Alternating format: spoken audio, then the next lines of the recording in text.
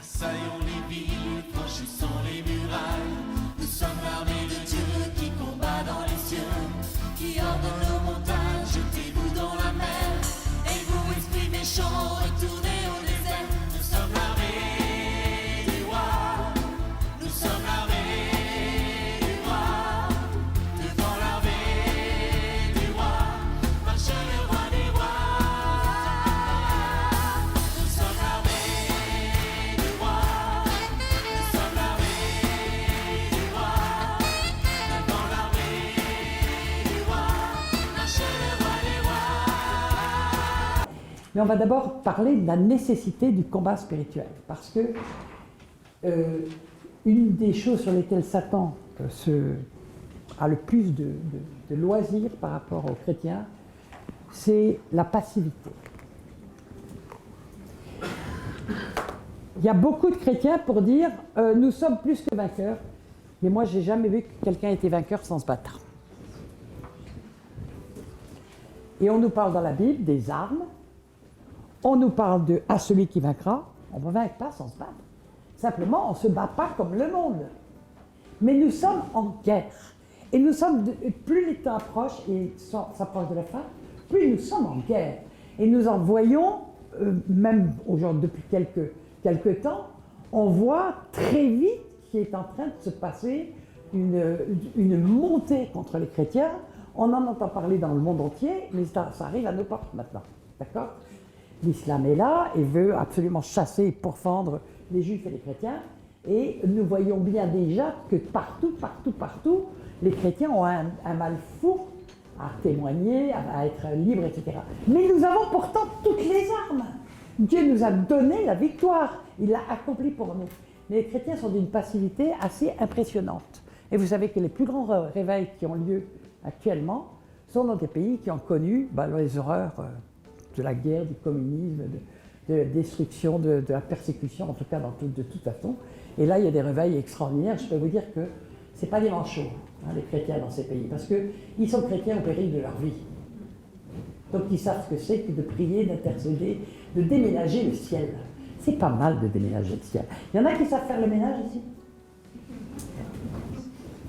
Ok, donc il faut. Alors, je répète ce qui est dit en Apocalypse 12. Ils l'ont vaincu à cause du sang de l'agneau. C'est Jésus qui a fait la plus grande départ, on est bien d'accord, hein? Il a tout vaincu à la croix de Golgotha. Mais tout est fait, si vous voulez, dans le ciel. Mais nous avons toujours notre part à faire pour amener ce qui a été accompli dans les lieux célestes sur terre. C'est une chose qui est très mal comprise dans les églises. C'est pour ça souvent ils font des impasses sur beaucoup de choses qui sont écrites en disant « Oh, mais t'as pas besoin de délivrance, Jésus a tout accompli à la croix. » Ouais, ok. Il a tout accompli, mais c'est accompli dans les lieux célestes. Et il nous a donné de les amener dans le concret, dans notre univers matériel. Hein? Quand Jésus a annoncé qu'il libérait tous les captifs, la première chose qu'il a faite, c'est d'aller former ses apôtres à aller chasser les démons. Donc nous avons toujours notre part à faire. Jésus a-t-il porté toutes les maladies, oui ou non? Oui. Pourtant, il nous demande de prier pour les malades, de faire des onctions d'huile, de faire la prière de la foi, etc., etc. Je veux dire, nous avons notre part à faire, toujours. Et là, il est dit dans l'Apocalypse 12, ils l'ont vaincu à cause du sang de l'agneau et de la parole de leur témoignage. Et oui, maintenant, témoigner, quelquefois, témoigner, c'est prendre des risques. Mais c'est un combat. Et puis c'est un combat contre la peur du premier râteau, le combat contre la passivité, le combat contre la timidité, le combat contre... C'est témoigner de Christ, c'est pas rien. Témoigner de Christ dans son travail, c'est s'exposer à avoir cela. Le témoignage, c'est déjà un combat parce qu'on se heurte. Ceux vers qui le Seigneur nous envoie témoigner sont souvent des incrédules. Et les grands incrédules, ce sont ceux qui sont chrétiens. Hein? Et qu'ils ne le sont pas, parce qu'ils croient savoir, et quand on leur dit voilà ce que Dieu a fait pour moi, alors ou bien ils n'y croient pas, ou alors ils vous jalousent, ou alors ils vous prennent pour une tarée ou une folle, en disant ça n'existe pas, j'ai jamais vu ça. C'est-à-dire que les incrédules, quelquefois, le témoignage va les toucher en plus direct parce qu'ils sont en recherche. D'accord? Mais en tout cas, c'est toujours un combat. Bon, ok. Éphésiens 6 nous dit, 6-12 nous dit que nous n'avons pas à lutter contre la chair et le sang, nous verrons qu'entre l'Ancien et le Nouveau Testament, il y a un changement radical de forme de combat, même si toutes les formes de combat qui ont été utilisées dans l'Ancien Testament sont applicables dans le Nouveau Testament. Simplement, on ne se bat plus contre la chair et le sang, on se bat contre les autorités, les dominations, et nous comprendrons pourquoi. D'accord ? Le Seigneur a transporté le combat terrestre dans les lieux célestes. Mais il nous dit de prendre toutes les armes. Il prenait toutes les armes, et il le répète plusieurs fois, Paul. Prenez toutes les armes, d'accord ? Ça veut dire qu'il y a des armes. Quand on prend des armes, c'est parce qu'on est en guerre. Hein ? Pas seulement pour nous défendre, mais aussi pour apporter l'évangile, d'accord ? Et pour arracher d'autres au feu, tout simplement. Prenez toutes les armes. Et donc, je ne vais pas vous faire une leçon sur les armes, le casque du salut, etc. Bien que la plupart des chrétiens, quelque part, on peut faire le truc entier parce que les gens ne se rendent pas compte qu'ils n'ont pas le casque du salut ici en permanence sur la tête. Ni la cuirasse de la justice, ni autre. C'est-à-dire que c'est aussi un combat d'abord pour nous mettre nous-mêmes en règle et pour que le Satan n'ait rien contre nous. Hein, pour qu'on puisse vraiment aller au combat comme ça. Alors, nous sommes en guerre. Vous savez, la guerre, elle est partout sur Terre, mais elle est partout dans les lieux célestes aussi. Parce que le retour du Seigneur est proche. Vous voyez ce qui se passe autour de Jérusalem. L'Ancien Testament en parle beaucoup. Nous savons dans quel temps nous sommes à cause de tout ce qui se passe. Les événements se précipitent de tous les côtés. Mais nous, notre mère, dit la parole, c'est la Jérusalem céleste. Vous croyez qu'elle est en paix, celle-là ? Bon. Ben, c'est pareil, toutes les armes, Satan essaye d'en arracher des captifs par tous les moyens. Il essaye de faire chuter les chrétiens, il essaye de les envoyer maintenant de tous les côtés, dans les apostasies, et c'est pas ça qui manque. Il n'y a que le choix. Hein. Il y a des rayons complets. Hein. Du fast-food chrétien, il y en a plein. Ok. Alors, Romains 8, 37 nous dit qu'on est plus que vainqueurs. Mais on n'est pas plus que vainqueurs si on ne se bat pas. On doit se battre. Le tout, c'est savoir quel combat on va mener. C'est de ça qu'on va vous parler. Je voudrais lire Juge 3, que nous comprenions quelque chose parce que notre Dieu n'a pas changé. Et ce qu'il a fait faire à son peuple, il nous l'aurait fait faire, mais sur le plan spirituel. On va prendre Juge 3. C'est un verset par lequel le Seigneur m'a beaucoup parlé.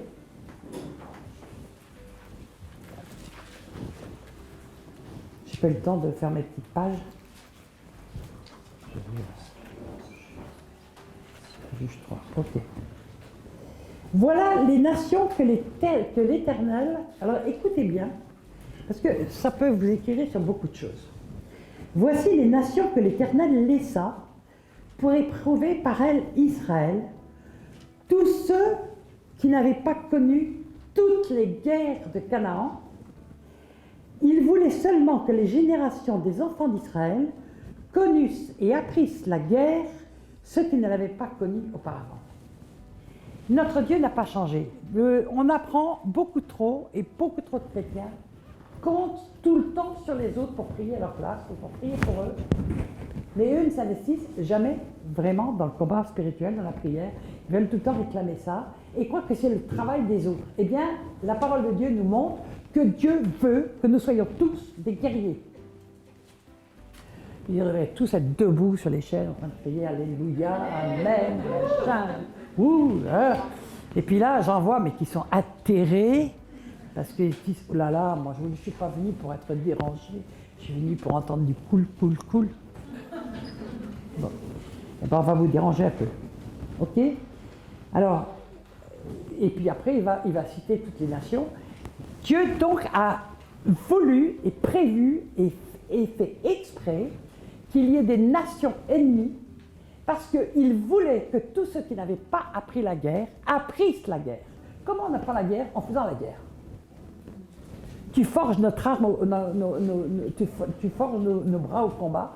Hein, c'est en guerroyant qu'on apprend la guerre. Mais la guerre spirituelle, pas la guerre physique. D'accord ? Mais c'est pareil dans le spirituel. On doit apprendre à faire la guerre. Et on ne peut pas compter sur les autres. Aujourd'hui, on a affaire à souvent une église qui est passive, qui est toujours en train de compter sur les autres pour prier. Est-ce que vous avez une idée du nombre de mails que je reçois par semaine ou par mois ou par an de gens qui me demandent de prier pour eux. Et ils sont à Pétaouchna, écoutez, par dizaines de milliers. Tu ne pourrais pas prier pour moi parce que... Alors moi, quand je les ai devant moi, les gens, je leur dis, écoute, je peux prier aussi pour ta grand-mère, ta grande-tante. C'est moi qui ai besoin qu'on prie pour moi. Ils veulent bien qu'on prie pour eux, mais ils ne prient jamais pour personne. Ça ne peut pas fonctionner. Ça ne fonctionnera jamais parce qu'ils ne sont pas dans la volonté de Dieu, qui est que nous apprenions tous à faire la guerre à notre niveau, avec ce que le Seigneur nous donne, et cette implication dans la guerre va croître au fur et à mesure qu'on va voir les résultats. Mais si on n'y va pas, on ne verra rien. Amen. Amen. Alléluia. Vous savez, je ne sais pas pourquoi ça me traverse l'esprit, là, ce qui est dit dans le psaume 69, qui est à 68, pardon, qui est un psaume vraiment de fin des temps. Il est écrit, les messagères de bonnes nouvelles sont une grande... Dieu dit une parole. Et les messagères de bonnes nouvelles sont une grande armée. Armée. Alléluia. Et celles qui restent... Alors, je vais un peu m'expliquer là-dessus. Et celles, parce que c'est conforme à ce qui est dit par ailleurs dans Juge 5 et dans plein d'autres choses. Et celles qui restent à la maison partagent le butin. Parce que on n'est pas tous appelés à être en première ligne. Je veux dire, être chez soi dans son foyer et puis s'occuper de ses enfants, c'est aussi quelquefois un sacré combat quand on est chrétien. Bon. Donc, on n'est pas tous appelés à faire la même chose. On est chacun à notre place, le Seigneur. Mais nous devons avoir cet esprit qu'on est en guerre et que l'ennemi, les païens, ils s'en occupent pas beaucoup. Les chrétiens, vous allez dans des églises à moitié mortes, tous les démons, ils sont au premier rang, ils applaudissent. Oui, ouvrez les yeux spirituels, vous allez voir. Ils sont contents, ils sont heureux, ils se baignent là-dedans, très bien. Mais dès que vous commencez à avoir en face des guerriers, c'est là qu'il y a des attaques, des trucs, des oppositions, des machins, et quelquefois des attaques très sévères. Et puis il ne faut pas sous-estimer ce que Satan fait. Parce que ça, la légèreté dans le combat, c'est un peu de la folie. Jésus a dit, celui qui veut aller se battre contre 20 000 avec 10 000, il calcule d'abord à la dépense. On verra que tout ça aussi doit marcher dans l'obéissance au Seigneur, qu'on n'a pas à faire des combats que le Seigneur ne nous demande pas, mais qu'on doit être rentré dans les combats que le Seigneur nous demande. Et qu'il a préparés pour nous. C'est les œuvres qu'il a préparées d'avance pour nous. Amen. Alors donc, ça ne marche pas de s'appuyer sur les autres. Hein. Si on veut tout le temps s'appuyer sur les autres pour combattre à notre place, le Seigneur va nous envoyer plein d'ennemis pour qu'on se décide à prendre les armes. C'est ce qui est écrit là, dans Juge 3.3. D'accord ? Il y a beaucoup de chrétiens qui sont passifs, ils passent à côté du tout, mais vraiment à côté de tout. Ils ne comprennent pas pourquoi rien ne fonctionne dans leur vie, mais parce qu'ils ne savent pas prendre les armes que Dieu nous a données si nous sommes chrétiens. Il y a des chrétiens ici ? Non, parce que il y a beaucoup de gens qui disent chrétiens, mais quand on voit les flous, on n'est pas tout à fait sûr. Ok, mais ça va pas être... Bon, c'est souvent mon thème, mais ça ne va pas l'être cette fois-ci. Ce sera pour une autre fois, vous reviendrez. Alors, si nous sommes chrétiens, nous sommes ambassadeurs de Christ. On arrive dans un pays hostile qui s'appelle le monde et qui est sous la domination du prince de ce monde qui est Satan. Vous croyez qu'il a vraiment beaucoup de pouvoir encore, Satan. Hein, pour le moment, Dieu lui a laissé le pouvoir, il est toujours le prince du monde, hein, le prince de la puissance de ce monde. Donc il a beaucoup de pouvoir et nous sommes des étrangers et des voyageurs, des ambassadeurs de Christ pour lui arracher des captifs. C'est notre mission. Il y en a qui ne le savaient pas aussi. Est-ce que vous vous êtes posé la question de savoir pourquoi, à l'instant où on se convertit, où on plonge dans l'eau, d'ailleurs un jour une femme de pasteur m'a dit, mais si au moins pour m'avoir laissé 10 minutes dans l'eau, c'est fini, ils vont direct au ciel, puis il n'y aura plus de problème derrière, quoi. Bon, mais c'est pas vraiment le plan de Dieu, et pourquoi est-ce qu'il ne nous embarque pas tout de suite dès qu'on se convertit? Dieu, il a 3 armées. Une armée céleste, non, 2 armées, pardon, et une armée terrestre. Qui c'est l'armée terrestre? C'est nous. L'armée céleste est avec nous, mais à condition que nous-mêmes nous nous battions, d'accord? Et qu'on prépare le terrain. Et puis on va voir que c'est... Satan aussi, il a des armées célestes et des armées terrestres. Hein, ça nous est dit en Éphésiens 6,12. Il y a les dominations, les autorités, les esprits célestes, les esprits méchants dans les lieux célestes. Donc c'est dans le 2e ciel. Et nous, on a une armée qui est dans le 3e ciel. J'oublie, il y a une 3e armée. C'est tous les anges qui sont envoyés par Dieu sur terre, qui combattent à nos côtés. Hein, mais nous sommes l'armée terrestre de Dieu. D'accord? Il n'y a pas de tir au flanc dans une armée. Bon, quelquefois, il y a la cantine, il y a la cuisine, il y en a qui sont préposés à éplucher les carottes, mais bon, c'est autre chose. Mais ce n'est pas forcément le truc le plus sympathique et le plus glorieux, hein, honnêtement, quand même. Bon. Alors donc, nous avons tout le temps un rappel dans la Bible que nous sommes des soldats, que nous sommes armés. Paul disait... en 2 Timothée 3,3, souffre avec moi comme un bon soldat de Christ. Oui, soldat. Et dans une armée, il y a des soldats, il y a des troufions, c'est les mêmes, et puis il y a tous les grades possibles et imaginables, il y a aussi des généraux. D'accord? Mais on commence par être un soldat avant d'être un général. D'accord? Il faut d'abord faire ses classes, puis au fur et à mesure qu'on apprend à combattre, le Seigneur va nous monter en grade et nous mettre des étoiles. Mais c'est plutôt des étoiles célestes que des petits machins là sur l'épaule. Bon. Alors, donc notre Dieu combat avec nous, pour nous, mais à condition qu'on se lève et qu'on se bat. Donc c'est une nécessité. Et si nous ne le faisons pas, nous allons être des chrétiens envoyés de tous les côtés et dans les temps qui arrivent. On nous parle de ceux qui sont envoyés à tous les vents de doctrine, etc. Bon, c'est exactement ce qui est en train de se passer dans une chrétienté qui a pris l'habitude d'être passive, d'être assise, excusez-moi, mais c'est la vérité, vous le savez bien, d'être là à attendre que ça c'est le rôle du pasteur, oh, ça c'est le rôle des anciens, oh ben non, oh ben moi non, je ne fais pas de délivrance, c'est pas mon truc à moi ça, non, bof. Ah ben non, je ne prie pas pour les malades. Dieu, il a prévu des personnes pour prier pour les malades à ma place. Oh puis non, puis je ne parle jamais de Jésus parce que après les gens ils m'envoient bouler, je perds des copains. Non. Et puis on devient complètement passif, on ne se rend même pas compte que petit à petit on s'éloigne complètement du cœur de Dieu. Je dis bien du cœur de Dieu. Et qu'on retourne tranquillement dans le monde et qu'on est encore plus bousculé que le monde parce que Satan ne nous loupe pas. D'accord? Alors, on voit des exemples de prières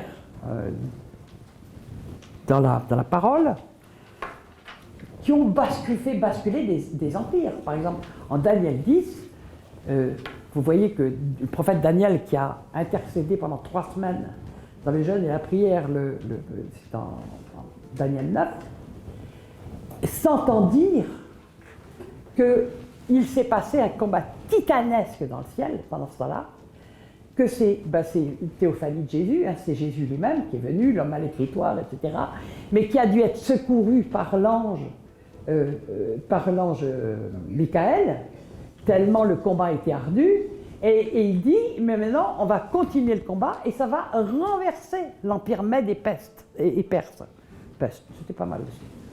Donc nous nous rendons compte qu'une vraie prière qui est puissante, qui est une intercession en l'occurrence, nous verrons la différence entre la prière, l'intercession et d'autres choses, peut déménager d'un homme qui a la foi, qui a l'onction, peut déménager le ciel au point de faire renverser un empire. Waouh! Puis je vais vous en sortir d'autres exemples bibliques et vous allez voir un petit peu tout ce qui peut se passer. Comment des hommes ont bouleversé le monde. D'ailleurs, il est dit des 12 apôtres, enfin des 11 apôtres plus Paul qui est venu, voilà les hommes, c'était les païens qui disaient, voilà les hommes qui ont bouleversé le monde. Waouh! Eh bien, notre monde manque singulièrement de chrétiens qui se lèvent pour bouleverser le monde. Pourtant, notre Dieu n'a pas changé. C'est tout ce qui se passe. Dieu peut faire des choses extraordinaires à partir du moment où il a des gens qui prient, qui intercèdent selon son cœur. Et nous allons comprendre ce que c'est que ces positions de combat spirituel et quels impacts elles ont de fait sur les personnes.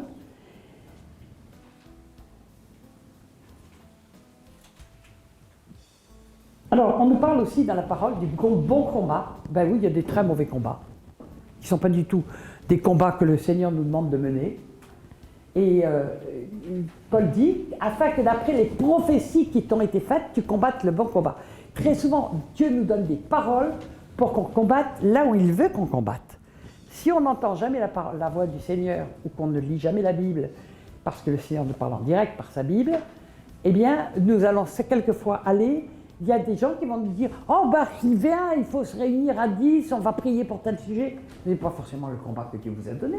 Si vous n'avez pas ce fardeau dans le cœur, votre prière, elle ne va pas dépasser. Moi, un jour, le Seigneur, il m'a montré, vous savez comment est-ce qu'on appelle oui, c'est ça, les serpentins. Il m'a montré que la plupart des prières des chrétiens, c'est comme des petits serpentins, vous savez, le Noël. Ça montait jusqu'à une et puis ça retombait. Et en plus, ça s'appelle serpentin, vous voyez ce que je veux dire. Bon, c'était j'ai eu cette vision. J'ai dit, Seigneur, mais c'est pas possible. Et j'étais dans une église soi-disant de combat spirituel. Et le Seigneur m'a montré que la plupart des prières, c'était ne montez pas jusqu'au ciel, parce que tout simplement, c'était des prières dictées. Allez, on va prier pour ça, on va prier pour ça, on va prier pour ça, on va prier pour ça. Mais les gens qui prient, ils font ça par devoir. Mais ils n'ont pas du tout les tripes nouées ou le fardeau dans le cœur pour prier, et ce n'est pas ce que Dieu leur demande. Donc ça va être royalement inefficace. Par contre, nous sommes tous appelés, et nous allons voir comment Dieu peut nous montrer quel combat mener, de quelle manière, et pas faire n'importe quoi par tradition, par coutume, par habitude. Moi, quand j'étais jeune chrétienne, alors c'était la grande époque de Yogi Cho, pour ceux qui se souviennent, alors, il faisait un parcours de prière. Alors tous les jours, je faisais mon parcours de prière à partir de Notre Père. Puis alors, je regardais les heures. Là. Bon, là, je suis arrivé à la 3e ligne de la prière. Bon, j'en ai encore pour une demi-heure, ça doit coller. Et puis, je faisais ça tous les jours, puis ça ne servait à rien. Bon, ça a dû servir un tout petit peu parce que Dieu a dû avoir pitié de ma naïveté quand même. Mais on n'a pas, ça ne marche pas. Je veux dire, pourquoi pas aussi reprendre un chapelet, puis on va égrener les machins, quoi. Et puis on va répéter. Le Seigneur a dit, en priant, ne multipliez pas les paroles vaines, comme le font les païens. Ah, ben oui, nous allons voir que même les païens prient beaucoup. Vous ne saviez pas? Ils n'arrêtent pas de prier. Oh, je prie ma bonne étoile que... Ah, ils n'arrêtent pas. En fait, ils n'arrêtent pas de prier. Les musulmans n'arrêtent pas de prier. C'est pas très efficace quand même. Bon. En tout cas, pour la paix certainement pas pour la paix du monde. Ok. Alors, donc il y a des bons combats, mais nous ne pouvons pas zapper le combat. Nous sommes en guerre, et si nous ne combattons pas, prenons toujours l'exemple de Jérusalem. Oh, laissez-moi mettre les lunettes. Hein. Alléluia. Prenons toujours l'exemple de Jérusalem. Est-ce que Israël a le choix, oui ou non, de se battre ou de baisser les bras? Non. Est-ce que tout le monde est embauché pour le combat et la guerre? Oui. Et c'est une question de vie ou de mort pour le pays. Pas tortiller, sans compter qu'il faut toute la géniosité possible et inimaginable, etc. Mais ils n'ont pas le choix. Eh bien, nous n'avons pas plus le choix qu'eux.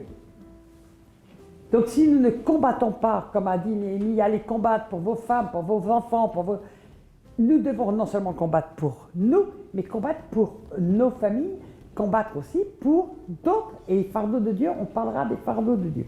Amen. Et quand le Seigneur nous donne son fardeau, je peux vous dire que ça peut déménager drôlement. D'accord? Parce qu'il va justement nous donner, comme Daniel, il va lui donner tout d'un coup le fardeau du pays, le fardeau de tout Israël, et non seulement tout Israël va être libéré, mais en plus, l'empire Médé-Perse va être renversé. C'est une histoire de fou.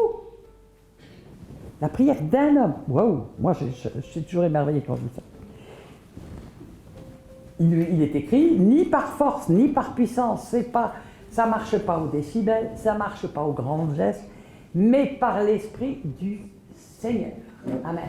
Le mot puissance, en l'occurrence, dans ce truc, on ne parle pas de puissance spirituelle, mais de puissance temporelle, de puissance guerrière, de puissance du monde, tout ce que le monde appelle puissance et force.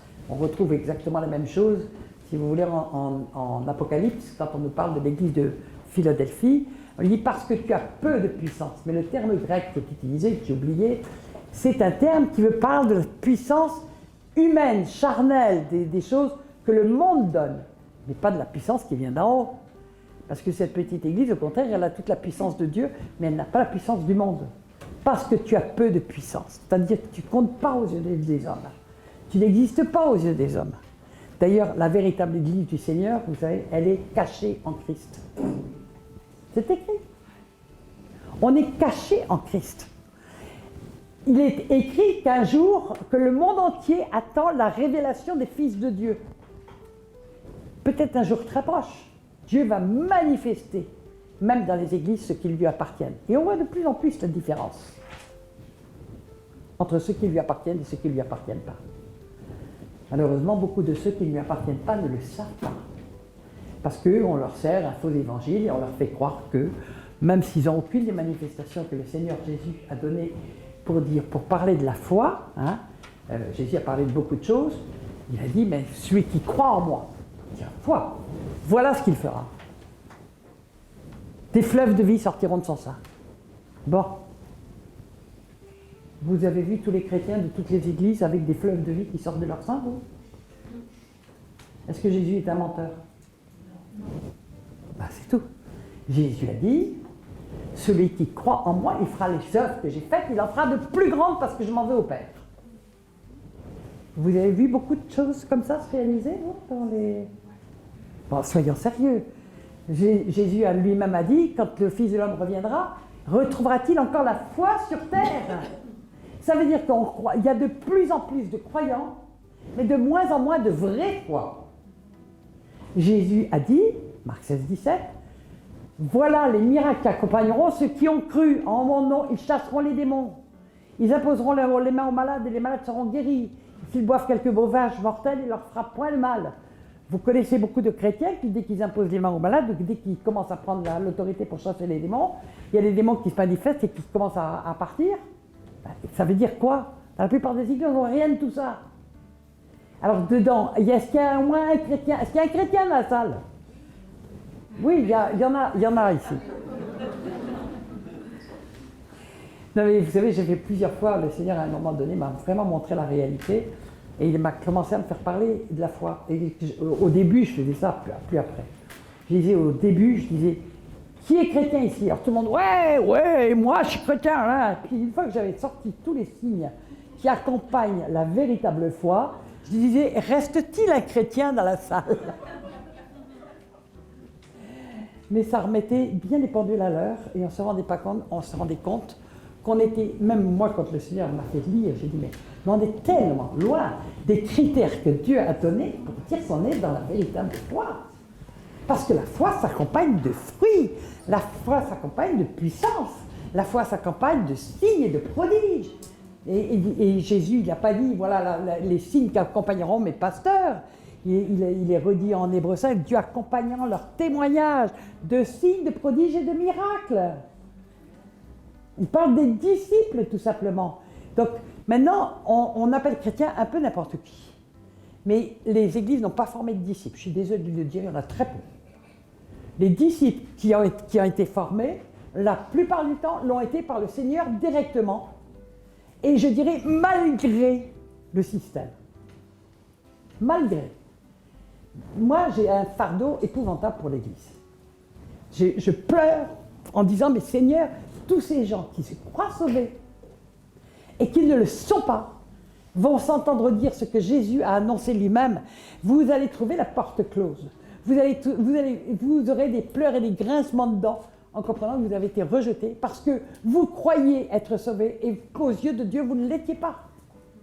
Moi, le Seigneur m'a montré à plusieurs reprises des assemblées comme celle-ci, de gens qui venaient tous d'église, quelques-uns étaient depuis 30 ans, et le Seigneur a commencé à me montrer des rangées de cadavres, avec 2, 3 ou 4, 5 vivants au milieu.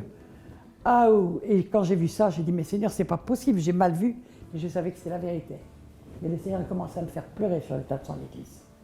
D'accord?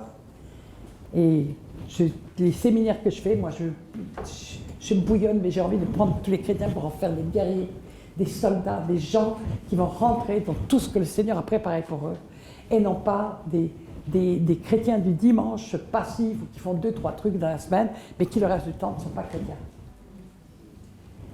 Parce qu'on arrive dans des temps horriblement difficiles, et ceux qui ne sont pas établis sur le roi, qui ne sont pas des vrais disciples de Christ, qui n'ont pas reçu vraiment, qui n'ont pas reçu cet amour du Seigneur dans le cœur, tels qu'ils sont prêts à abandonner toutes les choses du monde pour suivre Christ, en sachant que Dieu va pourvoir ce qu'il fait. Moi, je l'ai expérimenté de tellement de façons que je suis toujours éblouie, émerveillée, parce que ça dépasse complètement notre logique, notre intelligence, ça dépasse tout. Mais en ayant foi dans ce que Jésus a dit, et il faut avoir un amour fou du Seigneur pour lâcher le monde, vous savez, et une confiance inébranlable en lui. Mais à ce moment-là, le Seigneur peut les équiper, les envoyer. Amen. Alléluia. Alors, on va parler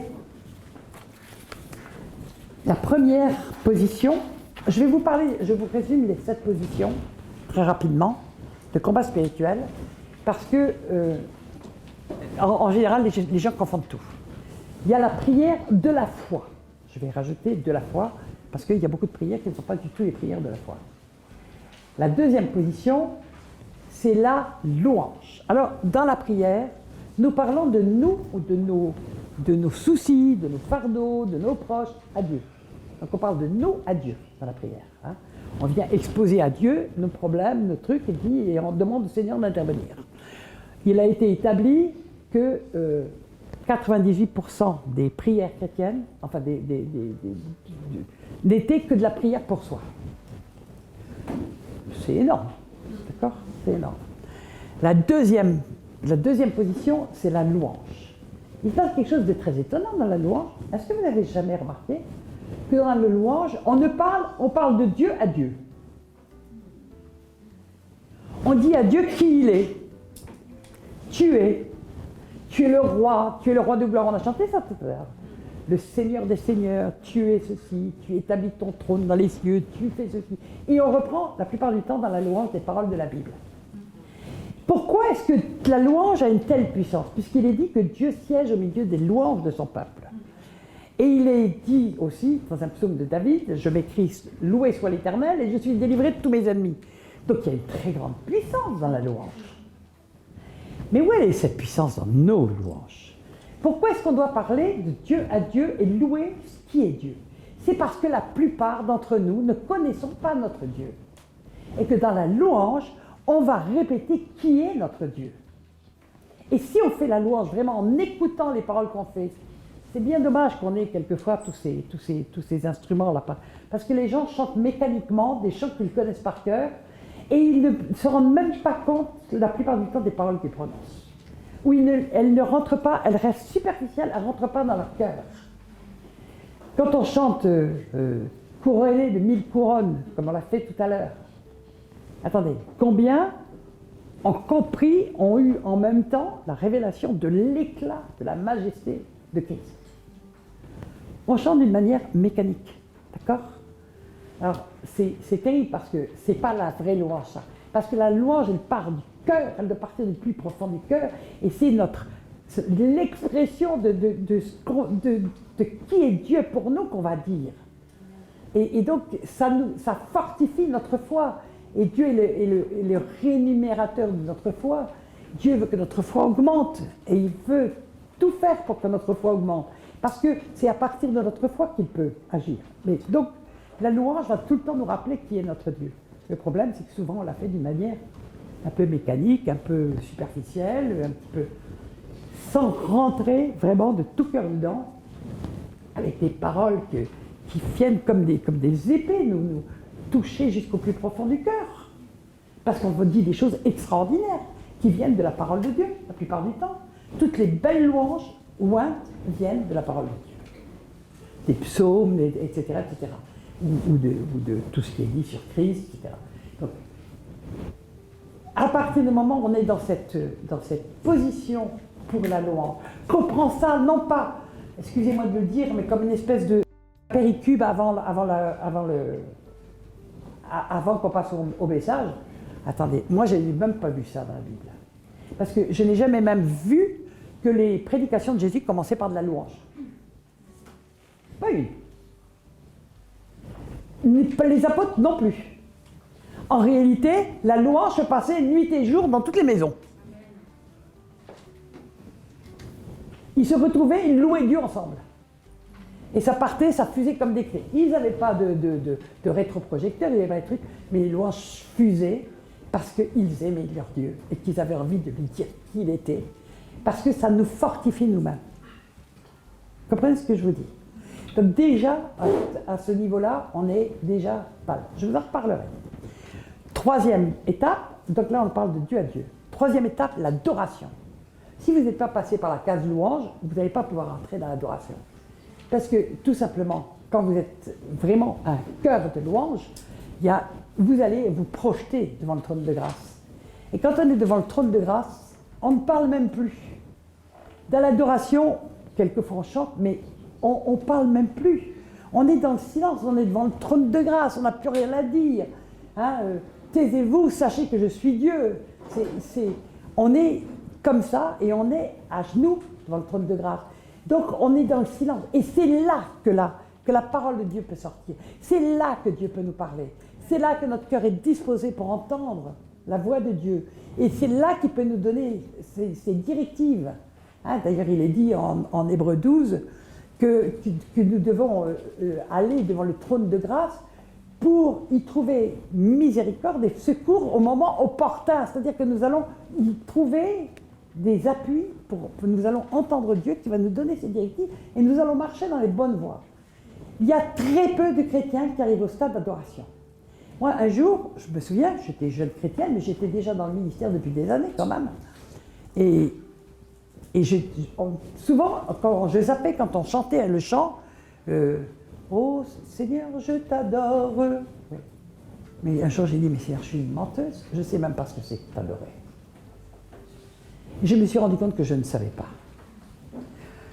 Je savais louer, mais je ne savais pas adorer. Je ne savais pas ce que c'était vraiment l'adoration.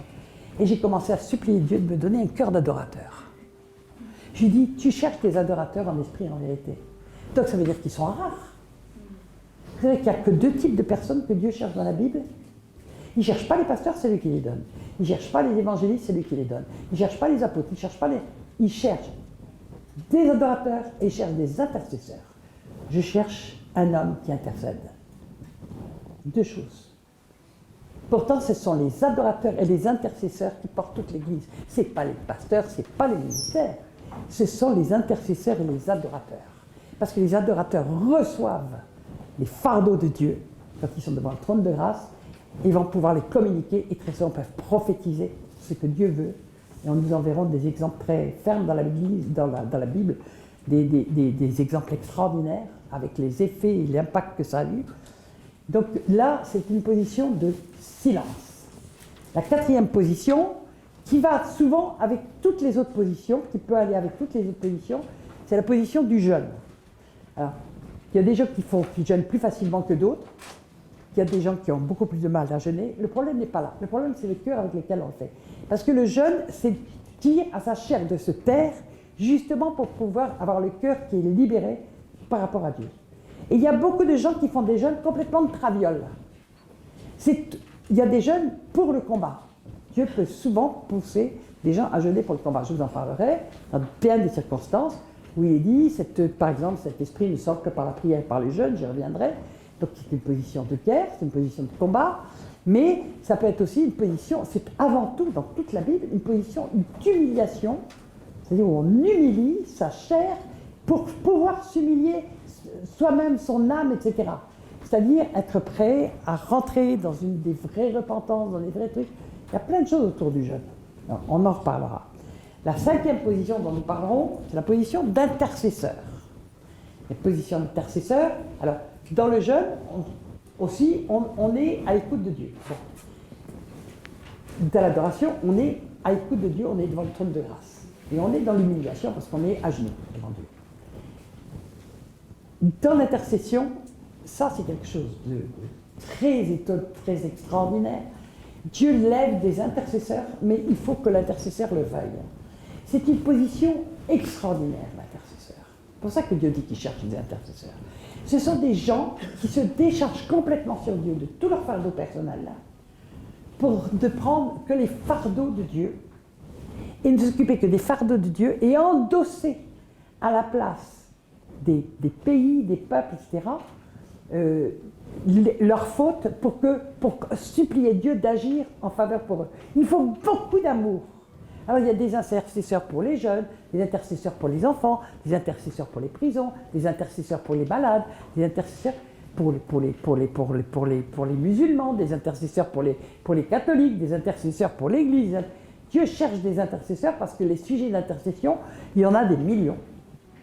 Et que la position de l'intercesseur qui s'oublie lui-même pour apporter un sujet à Dieu, comme Daniel, j'y reviens là, bon, parce que j'en ai déjà parlé, mais il a commencé par endosser toute la faute d'Israël, alors que lui-même était en position de victime officiellement, puisqu'il avait été amené esclave en Israël à l'âge de 10 ans, et Dieu l'a élevé, parce que c'était vraiment un homme qui marchait avec le Seigneur, mais il va endosser toute la faute d'Israël. Et c'est pas ce qui lui arrive qui est important. Il y a des intercesseurs extraordinaires dans la Bible. Moïse a été un intercesseur extraordinaire, il a mis son salut en cause devant Dieu pour obtenir que Dieu sauve un peuple qui était devenu totalement idolâtre et rebelle. Et nous verrons comment son intercession est puissante, c'est impressionnant l'intercession de Moïse. L'intercession de Paul qui dit « je vais être mort pour mes frères, je vais même perdre mon salut ». L'intercession pour quelquefois des personnes qui ne sont même pas au courant, mais c'est les fardeaux que Dieu nous donne, d'accord?